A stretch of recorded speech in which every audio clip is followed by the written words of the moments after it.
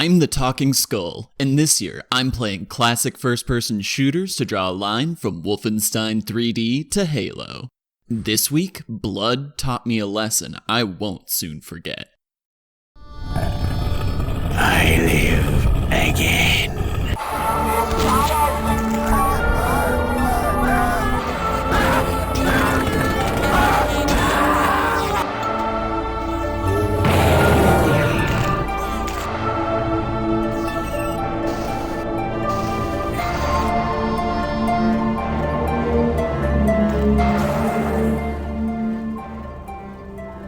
Blood is hard. Made by and for hardcore players, Blood satisfies the itch of people who complained that Quake was too easy, even on its secret 4th difficulty. I'm not ashamed to admit that even on lightly broiled, this game kicked my ass. I could only get through the first few levels by save scumming every single room. Sure, you can bump the difficulty down, but then you have to deal with this tedious knockdown that adds a lot of waiting around. Oh yeah, and the game's still gonna be hard. I went with normal instead. Blood has the same design mindset as the early levels of Doom 2 and Duke Nukem 3D, full of hard-hitting hit-scan enemies. These cultists usually hit their first shot, and they're not slow on the draw. One mistake in Blood can easily kill you. I hated this type of level in Doom 2 and Duke Nukem 3D, and I was not happy to see it return. Blood seems to fundamentally misunderstand what made the original Doom fun. So with all that said, is Blood worth the hassle?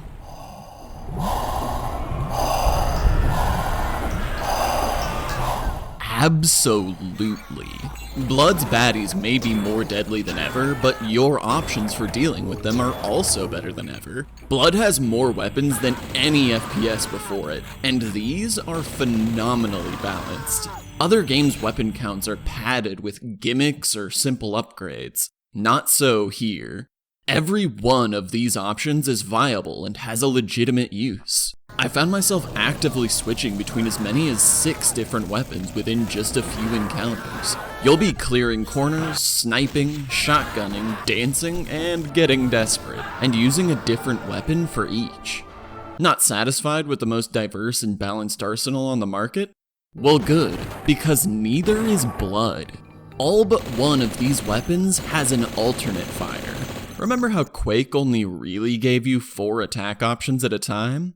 Blood gives you 21. Alternate fire makes combat so much more dynamic, with meaningful choices in every moment of play. Marathon and Dark Forces tried to get this idea going earlier, but it hadn't really caught on yet. Blood loudly declares the value of alternate fire. I haven't gotten this much pleasure out of exploring a game's weapons in a long time. A lot of these are novel, too. Before ever giving you the easy option of a straightforward gun, Blood forces you to think carefully about your positioning, target priority, and ammo conservation by making you shoot flares into enemies and wait for them to burn to death.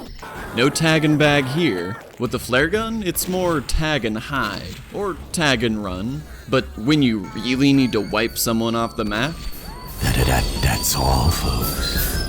I could nitpick sound effects, but jabbing needles into a voodoo doll and watching the blood spurt from my helpless victims is just too satisfying. Blood's levels are also some of the most polished I've seen. Most stages have a clear theme, which not only keeps every map distinct, but it also helps you conceptualize their layout. Some of these levels get very complex, but good landmarks and structure keep it from feeling unfair or tedious. If you look at my foundational guidelines for level design, Blood checks off all the boxes, along with many more. So, with level and weapon design this good, why is the game so misguided in the design and placement of enemies? Why is it so punishing and grueling without the fast dodging and antics of its inspirations? Why does it draw so heavily on the worst parts of previous shooters? In short, why does Blood misunderstand what makes Doom fun? Well, it doesn't.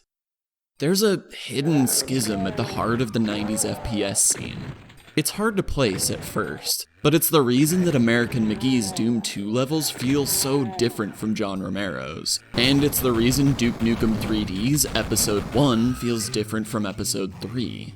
There's a style of play that certain hardcore designers catered to that, for a modern audience, seems to clash brazenly with some of Doom's defining qualities.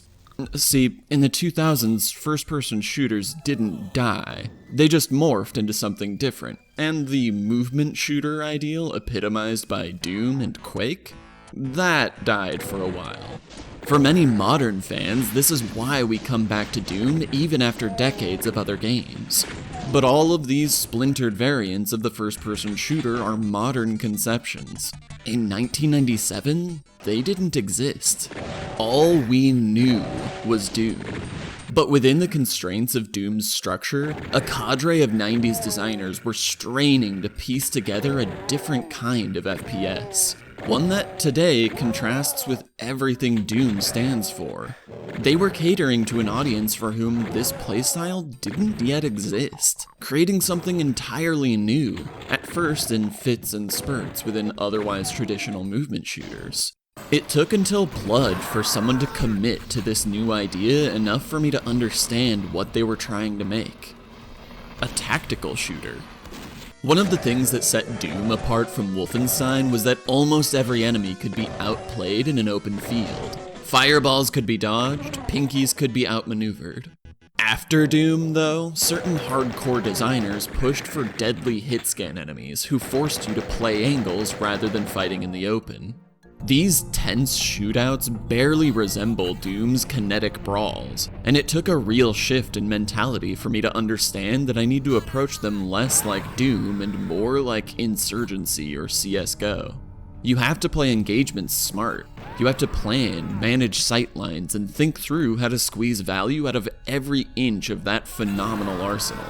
And every step of the way, Blood will smack you down and whip you into shape until you understand. For me, this room was the exact moment it clicked. I died so many times at this room before I finally got it. Once I did, not only did I beat this room, but I also found myself save scumming much less from then on. Personally, I much prefer the faster, looser play of Doom. But in 1997, when tactical shooters didn't exist, Blood used Doom's design tools to cater to a methodical, careful, considered playstyle that didn't have a true home before. For hardcore fans of this nascent genre, I have to assume Blood was their favorite game. Every last one of them. Because despite my struggles to come to grips with Blood, the one word that came to mind most frequently while playing was love. Blood is a labor of love. More than any game in this series, it's clear that Blood's developers loved this project and poured their hearts and souls into it. Every encounter is meticulously crafted into a unique puzzle. Throughout Blood's entire runtime, you'll never have the same fight twice. Environments are also full of completely unnecessary flourishes to give each room a personality all its own. Jojo the Idiot Circus Boy? From now on, I only want to be referred to as Jojo the Idiot Circus Boy. I am the Idiot Circus Boy! Its sense of humor does suffer a bit from the Duke Nukem 3D problem of outright quoting its inspirations, but there's enough original humor and more creative references that it gets more of a pass here. You're gonna ride Happy Go Pukey and you're gonna like it. Oh god, no! Blood even innovates technologically with improved support for vertically stacked rooms, a feature these 2.5D shooters still struggled with, as well as voxels and visual effects that let Blood look much better than even Dark Forces and Duke Nukem 3D. Every enemy blows apart into wild spectacles of blood and guts. That is, when you don't burn them alive. This over-the-top, campy, blood-soaked levity puts Blood right up next to Army of Darkness in the annals of tongue-in-cheek horror satire gore fests.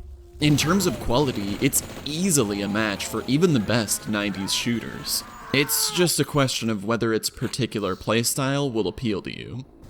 I love Blood, but I hate Blood, but I love Blood.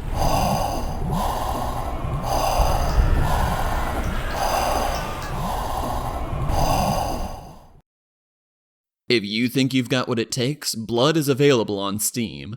Unfortunately, this version seems pretty glitchy. Nothing groundbreaking, but there are a lot of little things that don't quite work the way they're supposed to, and the net effect could make the experience a bit worse. Most fans recommend taking the game files and using them in NBlood. It's what I did, and I didn't have any issues. That said, it is more work to set up. If you want to just jump in and play, the Steam version is certainly good enough.